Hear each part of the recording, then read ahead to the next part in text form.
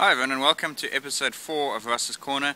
We have 74 days to go until the big day, and I hope that wherever you are in the world your training is going well and everything is on track.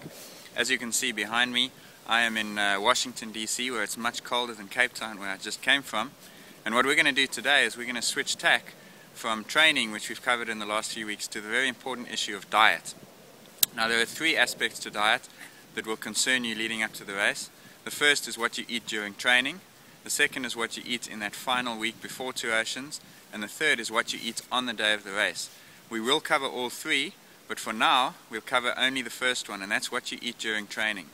And in order to get the answers to some of those important questions, I tracked down Carleen Smit, who's a registered dietitian with Shelley Melton Associates at the Sports Science Institute of South Africa, and I put to her 3 important questions. They were: what should you eat immediately after training in order to promote recovery? What does your habitual daily diet need to look like? And thirdly, what kind of carbohydrate intake do you need to aim for? These were her answers.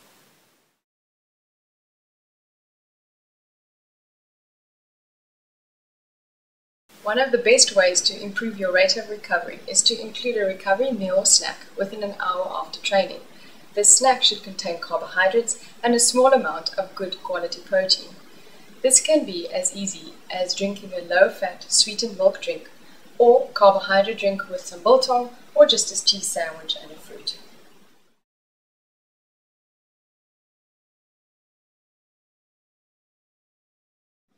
This strategy should obviously be supported by eating a balanced diet every day, consisting mainly of carbohydrate-rich foods, lean protein foods, and a minimal amount of predominantly unsaturated fats.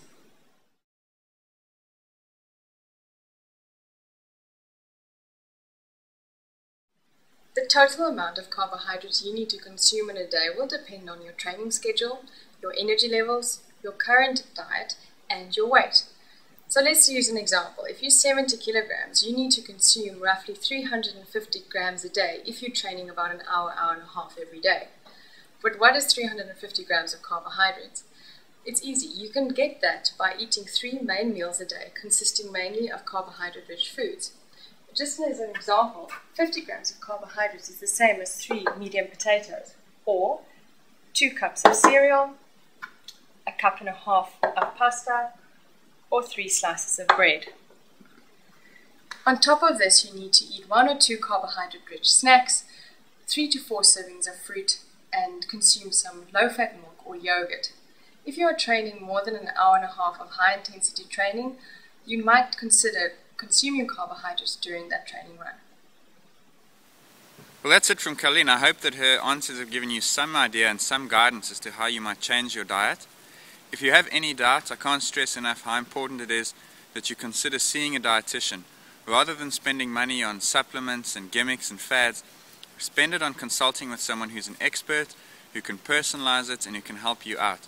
I can't stress also that what you put into your body is often the make it or break it factor between a successful and an unsuccessful training program. Next week we'll start looking a little bit more at training and getting ready for 2 Oceans. As I said at the outset, we will come back to diet closer to race day because there are some important questions that still need to be answered, but we'll deal with that in the week of the race. Until next week then, happy training, and I'll chat to you again soon. Bye bye.